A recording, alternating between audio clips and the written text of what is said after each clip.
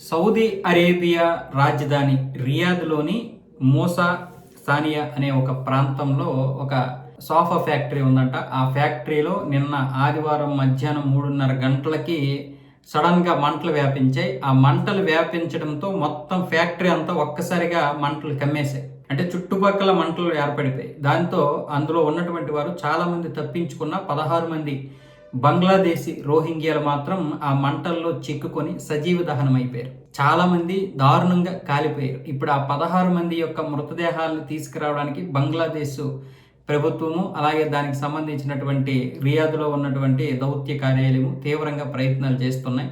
ప్రస్తుతానికైతే అక్కడ post mortem జరుగుతుంది. వాళ్ళని పంపించడానికి బహుశా 2 రోజుల సమయం పట్టొచ్చు. రేపు ఉదయం కానీ రేపు సాయంత్రానికి కానీ ఈ యొక్క మృతదేహాలు వాళ్ళకి అప్పచెప్తే అక్కడి నుంచి అవి ఫ్లైట్లో కార్గో ఫ్లైట్లో ఇక్కడ బంగ్లాదేశ్ వచ్చే అవకాశాలు అయితే ఉన్నాయి. ఇప్పుడు వాళ్ళందరూ కూడా తీవ్ర దిగ్భ్రాంతి అయితే వ్యక్తం చేస్తున్నారు. వాస్తవంగా ఇలాంటివి జరగకూడదు ఎక్కడైనా సరే, అది భారతీయులైనా బంగ్లాదేశీలైనా రోహింగ్యాలైనా ఎవరైనా సరే.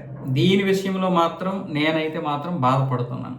మన దేశంలోకి వచ్చినటువంటి వారు మన మీద దాడి చేస్తున్నటువంటి వారి మీదే నా కోపం. కానీ ఇలా బ్రతకడానికి విదేశాలు వెళ్ళడమో లేకపోతే ఇంకొక దేశంకి వెళ్ళడమో బ్రతుకుతున్నటువంటి వారు వాళ్ళ కుటుంబాల కోసం వాళ్ళు శ్రమనోర్చి బ్రతుకుతున్నటువంటి వారు ఈ విధంగా దారుణంగా చనిపోవడం అన్నది ఏ కుటుంబమైనా సరే అది తట్టుకోలేదు. పైగా కుటుంబాల కోసం ఇలా దేశం కాని దేశం వెళ్ళి ఇలా నరకం చూస్తూ అయినా సరే ఇంకా కూడా సజీవ దహనం అయిపోవడం అనేది అది ఎంత దారుణంగా ఉంటుందో ఆ కుటుంబ సభ్యులకు మాత్రమే తెలుస్తుంది. వాళ్ళకి సద్గతి ప్రాప్తించాలని మనం కోరుకుందాం.